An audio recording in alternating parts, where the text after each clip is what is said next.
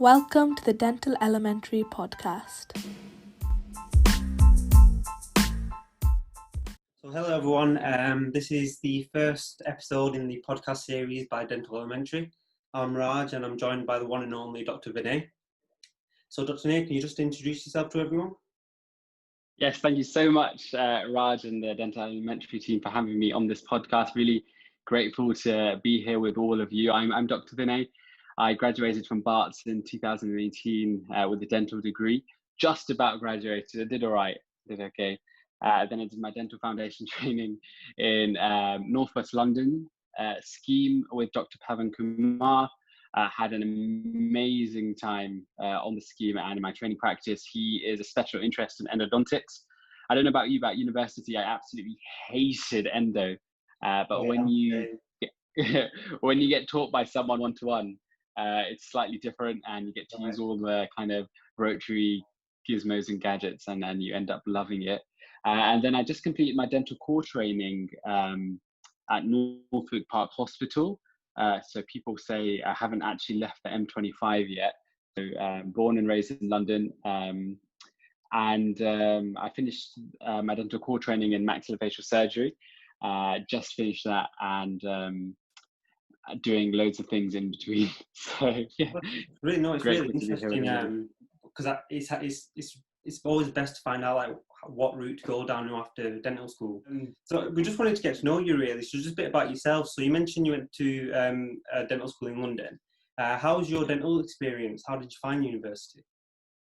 Yeah, I absolutely loved it. I went to Barts in London.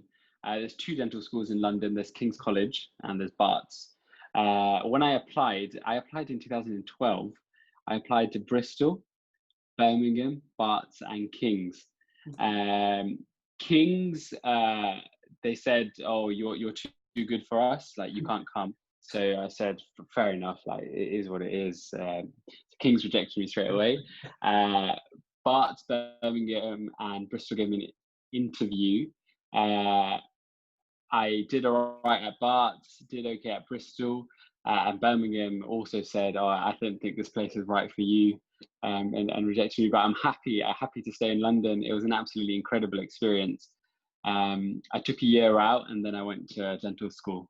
So it was great. Yeah, it was fantastic. And yeah, Barts was great. I think it was a new curriculum the year I went because I deferred my entry to Barts. So I took a year out in between, and on the year I was supposed to go straight after A levels, it was like a how do you say it? It was a new curriculum.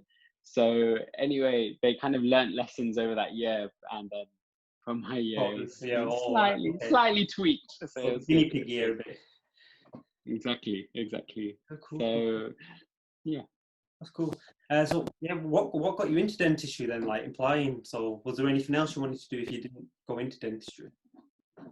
Yeah, for sure. So I think when you're younger, if it was up to me, I don't want to put, I know this is on record, it's recording, but I think I might make dentistry. I would have made dentistry a postgraduate degree. So I would have made dentistry and medicine a postgraduate degree. Why that is because I read something saying that if at 17, 18, you still have to put your hands up to go to the toilet, I think it's quite hard to make a decision about a long-term career. So I see a lot of my friends, postgraduates, they go into dentistry in a completely different mindset. They've kind of gone through the 3 years of university, undergraduate, then they go to dentistry and medicine in a more kind of focused state. And that's kind of how America do it. So what I had is a kind of a choice between, there's that joke, for Asians, it's either dentistry, medicine, engineering, like accounting or failure. That's it. That's all you get. So I asked all the medics, should I do medicine? And every doctor said, don't do medicine, do dentistry. I was like, okay, I'll do dentistry. I did some work experience, loved it with my dentist, great guy in London. And I also had PPE on one hand, so politics, philosophy and economics. So kind of different things, but it kind of links into my journey a little later on about what I want to accomplish and what I want to do. So yeah, I applied for dentistry. I actually applied on the deferred entry because I knew I wanted to do some traveling before I started dentistry. So yeah, had a Whereabouts yeah. did you go? So I lived in India for a year actually. Lived in India for a year, and I went traveling all across India, learning about different things, weird and wonderful. So it was great. Oh, it's an amazing experience. Definitely, Yeah. something to talk about. That's It was great. fantastic. Yeah. That's great. Yeah, I agree with you about the dentistry, because when I started, I was still like a baby almost, going in, and I felt like I think the second year when we started seeing patients, I was only 19, and it's just a lot of pressure on your shoulders almost to just see them patients. So you enjoyed dentistry. All in all, I did quite enjoy it. Do you have any advice then for your current dental students, especially now, because obviously everything's changed so much? It has, and I think the experience that dental students are going to get now, depending on what happens with COVID, is going to be less clinical experience. I think with dental school, it depends on what you want. I didn't realize how many opportunities there were at dental school at the time. There's so many opportunities to actually get involved with research, get involved with different projects, get involved with societies. And I think I would pick 3 things. I'll pick one research project, one society that you kind of devote your time to. It could be anything. It could be a sports society, it could be religious society, it could be a cultural society, and really get stuck in. And then like one thing that you really like to do that's separate to all of that. So kind of focusing your areas on these different aspects of university, I think you can make the most out of it. I started university 6-7 years ago, and those are the kind of things that I would have done differently. So another thing I would recommend is, I know this sounds really like I'm a dad, but kind of wake up early at university, because I mean, you can have a great time, have a great time at university, but waking up early and doing something productive in the morning hours is the best way to get the most out of your time. So I highly recommend that. I started doing that in my 3rd, 4th, 5th year, and I enjoyed university much better. And yeah, that's some kind of simple basic advice that I'd give. I commuted to I'm from Manchester, so I used to commute, so my early mornings were literally sitting on the motorway or something. Oh, wow. A cup of coffee or something. But yeah, no, I agree with you. Waking up early, you can it's just such a better day. Such a better day. Exactly. So you graduated, you said, barely, but I think you're being a bit modest there. When you did your FD, then the guy was had a special interest in endodontics. So going through your FD year, how did you see the differences between being at university and being in FD? Did you feel more confident, or was it a big step up? Yeah, for sure. I think I did okay at Barts. I did well, and I gained a lot of clinical skills. But it's known that the first month in your FD year, you probably do more clinical work than you've done at the whole of dental school. So because it's just you and the patients, and then your educational supervisor if you need them. Yeah. So you'll do so much in that 1 month, and it'll give you so much confidence. And by the end of those 12 months, you realize, oh, how did I not know all of these things? The study days in your FD year are absolutely incredible. There's 30 different study days that are compulsory, that are kind of equivalent to going on day courses. Right. So if you go on Instagram, you see, oh, come on my composite course, come on my implant course, come on my law and education course. So there's so many courses that charge so much money, but in your FD year, you get these study days, which are not the same, but they're similar, and they literally blow your mind about how many things you didn't know. And I think that's the beauty of doing something clinical, because there's always research coming out that kind of shows you the next best thing, and there's always more you can do to improve. So we're not in a career where it's stagnant. You can always keep growing within it. And I think that's something young dentists have to realize, that there's always different pathways that you can follow that are just not known to you yet. And so that's something in my FD year that I was focusing on solely. Would you recommend then, because you have your study days, which are courses, would you recommend doing more courses, or just stick to your study days? I think in your FD year, you kind of really have to, the first steps is finding out what you want to do. There's 2 types of people at university. There's one person that has absolutely no clue, they're just going along with the flow. And there's the other type of person that's it. I want to do max fax. I want to do endo. I want to do pros. I want to do perio. They know exactly what they want. Both are fine. So in your FD year, if you're the type of person where you know exactly what you want to do and it's being reaffirmed every day because you absolutely love doing those composite veneers or you just love doing endo, then there could be a case for going on a kind of supplementary course. However, if you're not that type of person, I wouldn't worry about going on a course in your FD year. It sounds cliche, but just get the basics right. Yeah. What I did, just because it was discounted, I went on a composite 2-day course. Yeah. However, it was a great course, absolutely fantastic. But what I realized, my practice and my skills weren't quite, and my patient base weren't quite there yet for me to utilize that course to the max. So I would recommend just sticking to DFT, sticking to the study days that are allocated. And instead of worrying about doing extra courses, focus on that study day and reflect after that study day intensely. Was that for me? Yeah. Do I want to be that guy or girl teaching up there, basically? So once you finish your FD year then, what made you go to DCT? Because you can obviously, it's either DCT or associate. What made you do DCT and what made you do oral maxillofacial surgery in particular?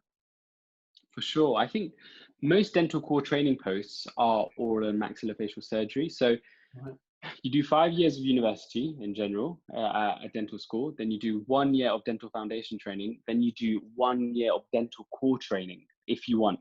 So that's the kind of hospital pathway. Dental core training is mainly oral maxillofacial surgery posts, but there are other posts like restorative, community, oral surgery, dental public health, etc. So my specific question for doing dental core training was, do I want to be a maxillofacial surgeon? Right. After 3-4 months, I realized the answer is no. But that's okay. That's okay, because it's still an amazing year. You still pick up loads of skills. You still make great friends. You still feel the intensity of being kind of a medical doctor. So it's definitely a fun year. And it opens you up to a whole range of jobs in hospital, because most hospital jobs want to see that you've done a dental core training year in general. In fact, I had an interview today to do a staff grade oral surgery post at a hospital. Right. So cool. just because I've done this kind of dental core training post.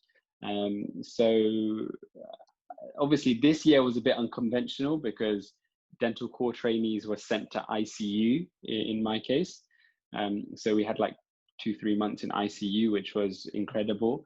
And so all those people that said, don't do medicine, I hate you, maybe could have considered medicine. It was an absolutely fantastic year. But the kind of takeaway is that you learn a lot in dental core training. And my specific question was, do I want to be a maxillofacial surgeon? And I quickly found out, actually, I don't want to do this for the rest of my life. However, I do want to implement some of the skills I've learned. Yeah, we did a placement in North Manchester General Hospital in Max. I was similar to you. It's like, do I want to do it? And after spending 2 weeks there, like, yeah, it's amazing, but I don't think it's something I can pursue further. I think I'm just like stick to teeth. But so, because you mentioned you're redeployed. So, what was your day like before COVID, and what was your day like after COVID? You know, like just a typical day. Sure. So, dental core training, it really depends on where you are in the country. So in London, because London has a lot of centres that deal with major trauma and deal with cancer, they generally don't allow the dental core trainees that are singularly qualified. So, you know, to do max fax, you have to do medicine and dentistry to kind of go onto the pathway. Whereas because we've only done dentistry, they don't allow us to do nights in London, because in general, it can be quite dangerous if you're not that highly skilled to deal with the complicated patients that are on the ward. So in general, my day, if I was on call, it would be a 12-hour day. So it would be from 7 to 7. So you get there around 6:45 to the hospital. You do a handover, which means the night person tells you all the different patients that are under the list of max fax, whether they're waiting in A&E or they're on the ward. So they kind of give you a handover, and then about 7 to 8, you have a ward round with the registrar or the consultant, and they take you around the ward and they give you jobs for the rest of the day. Yeah. And then the rest of the day, you're kind of doing those jobs and you're answering a bleep. A bleep is like a pager you see in all these medical shows like Grey's Anatomy. Yeah, so you're like, and sometimes it can feel like that. Like one time I got a pager and it said, you need to come up to the ward right now, this patient's bleeding. And I'm like, okay. And I was like, maybe they're overreacting. But when I got there, the patient was literally just shooting up blood from their mouth. And I was like, we better call the registrar. And we stopped the bleeding. And, you know, it can be quite exciting. But of course, it's like a real step up from dentistry. And then by the end, by 7 o'clock, you're absolutely exhausted. And the next day you have to do it again. So, and then there's days where you're on clinic, where you're kind of seeing, if you've done max fax kind of rotations at dental school, you'll see the DCT on a clinic. So you'll be with them on a clinic, seeing patients that need reviews. Either they've had cancer in the past or trauma in the past and they need a review. And then you have kind of theatre sessions, so elective theatre or emergency theatre, which is fascinating. You see big head and neck constructions, you see orthognathic surgeries, moving the jaw backward and forwards, TMJ surgeries, carotid glands, thyroid, so many different surgeries you can see that you generally won't get a chance to see if you stay in general practice. However, remember, the number one rule is, what do you want to do, right? So it doesn't matter if that's not for you, it doesn't make a difference. It sounds to me, because it's something I'm considering to do. I didn't know exactly what, but because I didn't know a lot of them were max fax based DCT posts. But no, I was considering maybe like restorative. But I'm not quite decided yet. Maybe this year will open my eyes a little bit. So just a bit further then. So you're the founder of Dentify. So I was speaking to one of the lads at Dental Elementary, and we were just talking. We did one by, I think, dental training consultants. It was really good, and it just gave us an insight. And we're just wanted to know what you guys have to, or what are you about? What's your sole purpose? Definitely, for sure. So Dentify kind of started as the Dental Foundation training course. So when I was studying for Dental Foundation training, kind of we did hundreds and hundreds of hours of research on, first of all, the exam, second of all, how to do well in the exam, and then everything you need to know about the exam, if that makes sense. So and it doesn't mean that every DFT student needs to do that, but we did that, and I wanted to know everything about it, just like you would do for a dental exam. However, most people say for DFT, oh, you can't revise, you can't kind of prepare for it. That's true to an extent, but you can definitely prepare hard for it. So we prepared hard. We had a theory about how to do well in this exam. We executed that theory and did pretty well, got a good ranking, got a first choice placement, and thought, well, there is a gap to kind of teach the way that we've learnt. And I felt that was a slight gap in what kind of things can be taught. So we started Dentify to kind of teach people everything they need to know to get their first choice placement. And I called one of my friends on board that also did well, that also got the same scheme as me, like, do you want to go around and teach? So I created the content, we went out, and in our first year, it just started to teach people about DFT. We taught in London twice, Cardiff twice, Plymouth and Leeds. And then the year after that, every single student, they said on an anonymous survey, they would refer that course to a friend. And so we had 150 more people. In fact, we went to Madrid, Belfast, Cardiff, Plymouth, Dundee. We went to, we obviously went to London twice. So we went kind of all across the country, and it went really well. And our ethos is, you can't practice until you know everything. That was our ethos. That was our kind of thinking. It's kind of like practicing extractions without going through the theory of extractions in a lecture. So we thought, at first comes knowledge, then comes practice, then comes like your goal. So we wanted to give everyone the knowledge. So we had a lecture-based course, went really well. We kind of developed a community that we kind of had small group teaching, and people really loved that, because students in general didn't want to travel so far to go on a course, because it's your final year, it's expensive.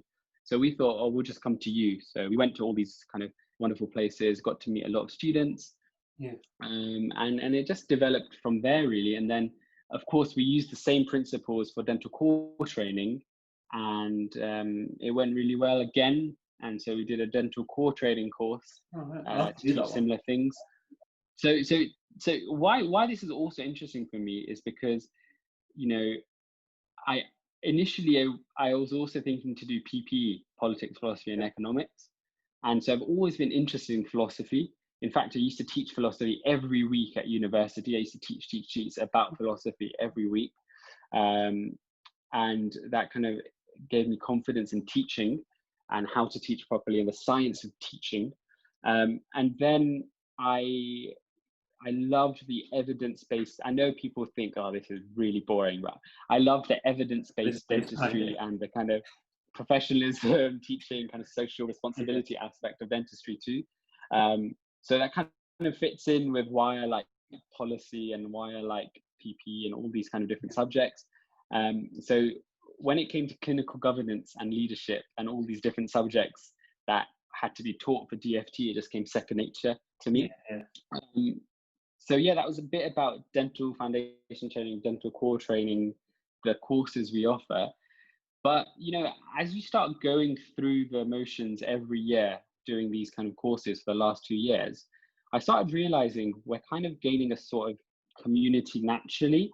So people want to know the next steps, the next steps, the next steps. I want to know the next step. So over the lockdown period, when I was in my hotel room, when I was in ICU, I thought, I want to interview the best dentists in the world and find out what pathway they took to become like that. Because at one point, they were all dental students. So what pathways, what kind of things they did to actually become your Nina Balls or your, you know, Simon Shards or your, you know, the people you see that are kind of excelling in dentistry. So I interviewed all of them and got some amazing feedback.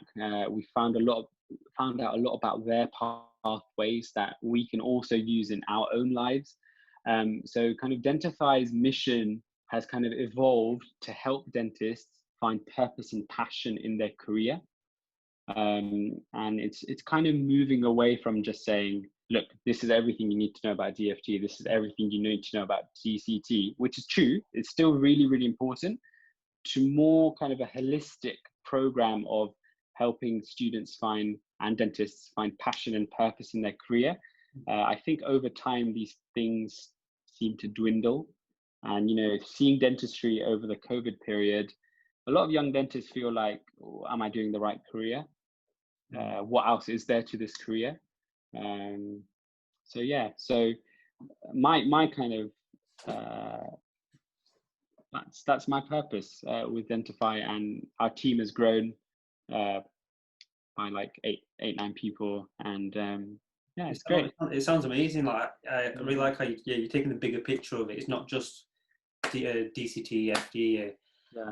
So I actually watched a few of your podcasts, you know, when you did them. So I saw the Bloody Tooth Guy one, and I saw the Dr. Nilesh Palmer one. I thought they were amazing, like just their journeys and, you know, everything you get into. I thought it was amazing just to learn, because Nilesh Palmer is just something business related. He said that's really helped him with his dental platform. So you've already mentioned it, but they changed the interviews this year, haven't they? Because when I did my interview, I thought there was a big gap in terms of the SJT. So I thought people did really well in like preparing you for the interview, but the SJT was just left on your own sort of thing. So I felt like SJT was a bit of luck almost. So how are you guys going to adapt yourselves to just preparing for the SJT for, you know, the upcoming final year students? Definitely, I think, you know, Copdent and Health Education England have taken the view that, you know, they have to scrap the interviews that they used to have. So for people watching, interviews used to be a PML and a communication interview. So PML stands for professionalism, management, and leadership. You have two assessors that are dentists, and you have a scenario, and you talk about that scenario for 10 minutes. And communication is kind of like your OSCEs. So you have an actor that has a certain problem, and you have to communicate with them. So they're scrapping that because, of course, you don't want people to be in close contact with each other over that kind of long period of time. And they kind of said that they can't do that over the internet either. Although other medical schools, for example, Imperial for medical school, they have an exam called PACES, their PACES exam for 50-year students. And it's kind of like an OSCE, but they're also doing that online. But they said that, people have internet issues and people have like microphone issues that could affect their score. So they scrapped that. They've also scrapped so that's what they're doing. So the only thing they're doing is a situational judgment test, and a situational judgment test that evidence-based does show that most students find it a fairer process to kind of rank students or to kind of have a ranking system. But there is still a lot to learn about the situational judgment test. For example, there's a lot to learn about kind of clinical governance, the standards of care, leadership, resilience. There's a lot of kind of small aspects that you need to learn that can actually increase your mark and to do better. Now, there's more to learn for the interview, for sure. However, when we were studying for the DFT, we came up with a few principles that we would use for every single SJT. And so in the Dentify course, we go over these principles. We make sure you know everything first, and then go through loads of practice questions. And the thing is, like, we're really relaxed. Like, we give away all our content afterwards, after the course ends. It's not like, don't take a picture of this, or don't, you can't take our question paper home. I'm like, we don't care. Just take our question paper, make notes on it, go away, learn it, do well in your exam, and then message us when you've done well in your exam, because that feeling on June the 9th or June the 10th or whatever it is, it feels great. Like, we've helped you get your first choice placement. And for us, it's important because, there's people that, for example, go to a university 200 miles away from their family home. They've been away for 5 years. Some of their parents are not well. They have like partners in other parts of the country, and they just want to be back with them. So getting their first choice placement is not just about, oh, I ranked this highly. It's about, I want to be back and look after my mum. And if you go on our Instagram page, you'll see loads of stories like that. So it feels good when they got a place that they wanted close to home or close to a city they want to be. It doesn't matter where you are in the country. Even if you don't rank highly, it doesn't really matter where you are. But if you do want to be in a certain place, then it's important to have the right guidance. And there are loads of courses out there that are reputable, that you can go on. But obviously, if Dentify can help in any way, we're happy to help. So how are you performing it now then? Because obviously you can't go to people now. So is it over Zoom or something? No, so actually what you can do is you can go to places. So the government, at one point during the lockdown, I was thinking, it's definitely going to be over Zoom. But, even when I was doing these Zoom webinars and I'd ask, does anyone have any questions? And there's 200 people on a webinar, or even 100 people on a webinar, you don't know these people. It's quite daunting to turn your camera on.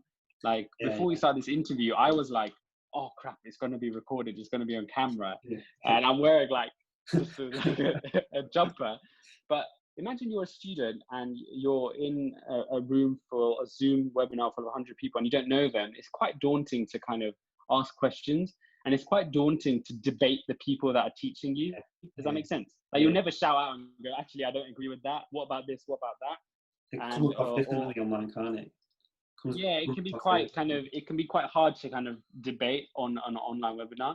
And of course, if the government said that, we're not having any conferences, we're not having any kind of courses, then we would have obviously scrapped it and said, we're going to have it over webinar in the safest way, still in small groups. However, the government did say you can have small group teaching. So you see big composite courses, big like diploma companies in dentistry starting up again in a socially distanced way. So we took inspiration from them and said, actually, we can also start up in a socially distanced way. So we got loads of hospitality partners across the country, and we decided to kind of go ahead and do live course teaching. And our method of teaching, anyone interested in education, is called blended learning.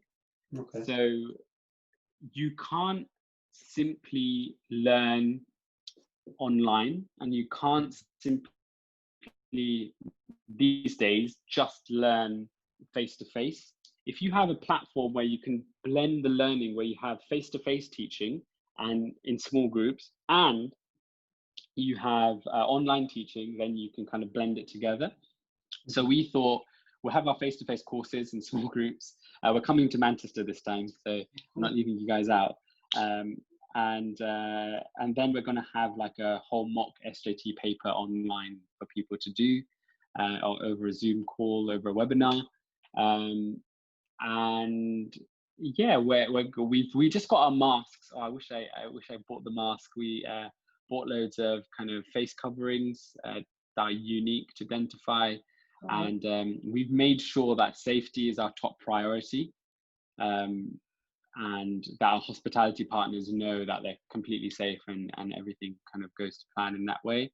But yeah, it's going to be a lot of fun. And the teachers this year, of course, I go to teach, but there are other teachers that got their first choice placement when they were doing it and did our course. I'm not sure if you from back. So for the first courses we did in Leeds, in Plymouth, in London, and Cardiff, those teachers, those students that did well, that are just friends now, they're coming back to teach. So we kind of developed that fun community, and they understand our teaching style. It's really intense. The course is really intense. Cool. But we've had good feedback, and I'm really grateful for all that. Cool. So if someone wanted that's enough ranting. No, it sounds good. I want to do the DCT one, definitely. So to book it then, so if someone's doing DFT, someone's doing DCT, how do they go about booking their place onto Dentify course? So we have a website. We have a really kind of brand new designed website. It's called www.dentify.education. So you just go onto that website. You can find out all about us. You can see loads of stories. So we call them stories because they're not just testimonials, they're student stories that they've kind of brought out. One girl that came on our course, Neem, I'm going to tell her story really quickly. She went to the University of Leeds this year, and she did our course, and she only did our course in Leeds. She absolutely loved it. And she did her SAT and interviews, and she came 4th in the country. Wow. So she did really, really well. And she tells her whole story of why it's important. In fact, the ranking doesn't matter. It doesn't matter at all. The main thing is you get a choice that you want to be in. For example, you're in Manchester, you're back home, you've got a great scheme that you're part of. All schemes are fantastic, but specifically to you, you've got a scheme that you like. So she wanted to be near to London. So she got her first choice scheme, of course.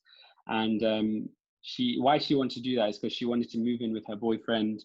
They have like a beautiful home near Stevenage, where they have horses, and her boyfriend works in the city. So it was important to her to be close. And she tells the story of telling her dad that she came 4th in the country. And her dad's, has a heart condition. And he called her in the middle of the day saying, "I'm having palpitations because I can't believe you came 4th. Can you help me out?" That's good one. So they can book it. Like, it's easy to book it. We're all over social media too. And before you book it, just check, is this the course for you too? Like, we don't go for the hard sell. It's completely up to you what you do. But we don't just do a day course. We build a whole community around it. So we make sure that from start to finish, we're contactable. So you can Instagram us, you can like you're part of a special small group that loads of resources are shared on. And then, yeah, I think that's about it. Another thing is, of course, we have backing from people that are slightly more senior to me. Yeah. And we have their guidance and we have their support. But I think what makes us unique is that we have people that are on the same level as us. Does that make sense? Like, I'm only 2 years older than you, or 2 or 3 years. So I kind of understand what situation you're in. Does that make sense? So I could be quote unquote on the level. So I can just tell you how it is. And the students teaching are 1 year younger than me. They can also tell you like this is how it is, or they probably went to your university too, so they exactly know what you're going through. So in that way, there's no waffle, there's no like patronizing you. It's just, look, Raj, this is what you need to know. This is how you do it. Let us know if we can help. And that's it. And people do well through that. Yeah. I agree. Yeah, because someone younger as well, you can get on with them more because you think the same generation sort of thing. No, it sounds really good. And we have some special news coming up. I don't want to say it. It's always good to collaborate with people. It's great to collaborate because you learn so much more from collaboration. But that doesn't mean you collaborate with everyone, right? You don't collaborate with everyone. So you just pick sensible people that have your best interests at heart, that you want to learn from. And we have some like amazing collaborations coming up, but I'll save that until they're ready to launch. Okay, so everyone who's watching, make sure you check out the Instagram for that. So just finally, for people watching, price wise, and like, is there a certain price? Like, is it like just a one-off payment, or like, how did they go about that? Yeah, so we charge like £99, our early bird fee for our course, and that includes everything. That includes, because you can't charge a student £1,000 to do this. First of all, it's impossible. It's just too expensive. So we just charge £99. That includes all the resources. So remember, like, we give you everything. We don't, even all our slides we give you, and we just say, please don't share them with everyone else. Just keep them to yourself, which most students seem to do. Even if they do, it doesn't make a difference, because the actual experience is coming to the course. Because something might be on a slide, but the knowledge we give you, it's like supplementary. All the SJTs we give you, access to the community group for a whole year, it's included in the price. So the early bird's £99, and after the early bird, it's £129, and includes a whole mock SJT paper too. It includes 24 hours access to us if you have any questions. So I think very reasonably priced. And I realized actually you can make, I realized that actually education and teaching and policy and, understanding how to help people in their career is what I'm really passionate about. So you can make more money doing dentistry, but for me, it doesn't give the same level of fulfillment. If that makes sense. It doesn't give having this. We would never have this conversation if I didn't do teaching. So I think what young students, what I'd give some like a piece of advice is, don't chase the money, chase the experience that you're getting. For example, the hospital job that I applied for, it's not, you'll get paid nothing literally relative to dentistry. Probably 10 times less than a dentist would, but the experience of learning under one particular person will gain you so much insight into that topic. So chase the experience of learning from that person or a person. I thought you were going to say, don't chase the money, chase the dream. I've heard that quote. Oh no, I thought you were going to say that then. No, it sounds really good. The course and everything, it sounds amazing to be a part of. I won't keep you too much longer. We really appreciate your time. You kind of already answered it, but any final words of wisdom for the final year students and the FDs like myself going into FD year, and just what really to make of it, how to handle it, how to approach the year really? Yes, this is a great question. I think for final year students, of course, if you